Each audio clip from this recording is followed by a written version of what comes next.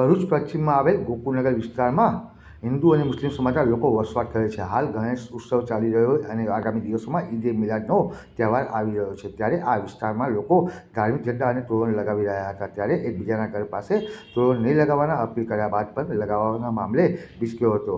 જોતજોતામાં ટોળા એકઠા થઈ ગયા હતા. ઉગ્ર બોલાચાલી બાદ ટોળા વચ્ચે મારામારી દ્રશ્યો પણ સર્જાયા હતા. આ બનાવની જાણ ભરૂચ જિલ્લા એસપી મયુર ચાવડાને થતાં સ્થળ પર પહોંચી ગયા.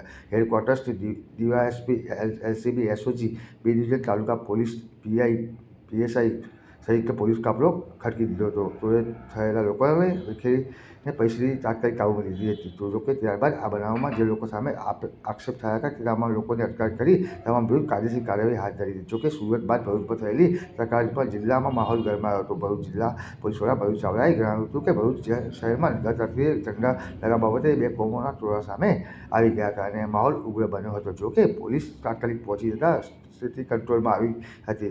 રજૂઆતો અને સીસીટીવી ચકાસણી બાદ પોલીસે ગુનો નોંધ્યો હતો, જેમાં 20 જેટલા લોકોના નામ છે. અન્ય ટોળા સામે ગુનો નોંધવામાં આવ્યો છે, જેમાં મોટાભાગના આરોપીઓને એરેસ્ટ કરી લેવામાં આવ્યા છે. શાંતિ સમિતિની બેઠક બોલાવવામાં આવી છે અને સ્થિતિ ન બગડે તે માટે બંને કોમોના આગેવાનોને અપીલ કરવામાં આવી છે. લોકોને અપીલ છે કે ઉશ્કેરણીજનક વાતાવરણ બગડે તેવા મેસેજ, ફોટો કે વિડીયો લોકો સોશિયલ મીડિયા મારફતે ના ફેલાય. પોલીસની સોશિયલ મીડિયા પર નજર છે. જો કોઈ ગ્રુપમાં આવા મેસેજ ફરતા થશે તો તેમની સામે કાયદેસરની કાર્યવાહી કરશે. તેમજ મીડિયા સાથે વાત કરતા જણાવ્યું હતું. ગઈકાલે ભરૂચના બી ડિવિઝન પોલીસ સ્ટેશન વિસ્તારની અંદર બે કોમના ટોળા સામસામે આવી ગયા હતા ઝંડા લગાડવા બાબતે. તે બાબતે વધારે ઉશ્કેરણી થતાં થોડો ઉગ્ર માહોલ થયો હતો. પોલીસને ખબર પડતા તાત્કાલિક પોલીસ અહીંયા પહોંચી ગઈ હતી અને સિચ્યુએશનને કંટ્રોલમાં કરી હતી.